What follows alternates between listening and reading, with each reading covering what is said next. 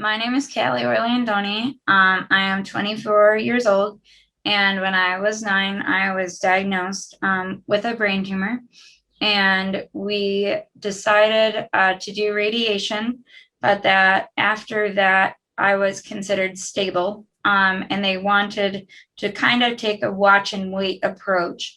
But when I was 15, I did radiation again, and after that, I started having seizures and just all sorts of problems. And at that time, I was not a surgical candidate.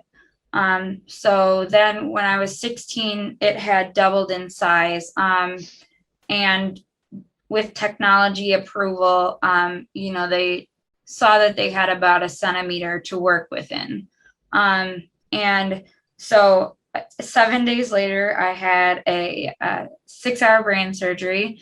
And when I woke up, we knew that there would be deficits, but we didn't know like what they were exactly going to be.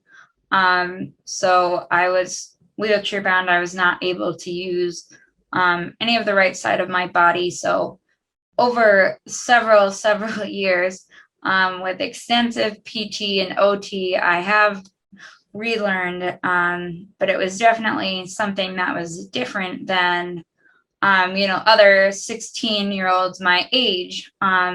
So that's kind of when I started becoming involved with CBTF. I had a neighbor actually who was involved with Can't Make a Dream, and she had told me about it a few years later. And so I first went to camp in 2018, and I can honestly say it changed my life. I didn't realize that I was missing those people who truly got what I was going through.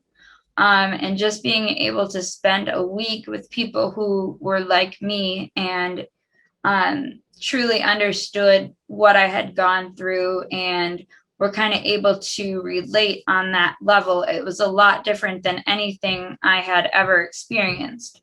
And so I ended up going again the following year. And just, I mean, these connections have been people who, a lot of them I talk to on a daily or weekly basis. And they've kind of always helped to encourage me. And, I've had a lot of health issues just because of the radiation I received and all of the different treatments.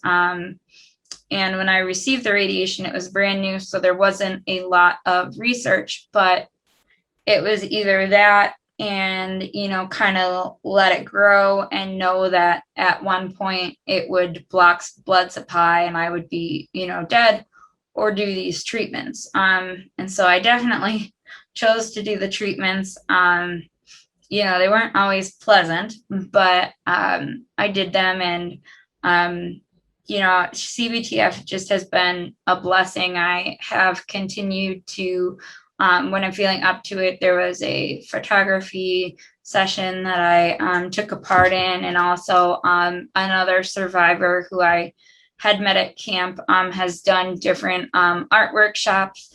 So those are always really fun. I only had the ability to do one so far, but I'm definitely planning on doing more in the future. And just being able to have that connection, because I don't live the typical 24-year-old life.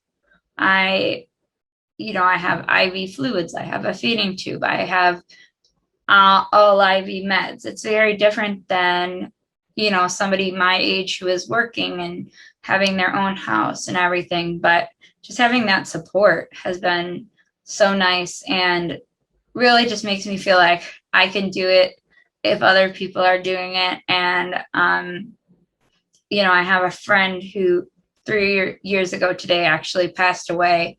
And we were going through treatment at the same time. So we really connected. So ever since then, I've just tried to live my life, not only for her, but for others that we have lost along the way, to make them proud of me and honor their memory. And just know that they're not here to fight anymore, but I am. And so I'm fighting for all of us now.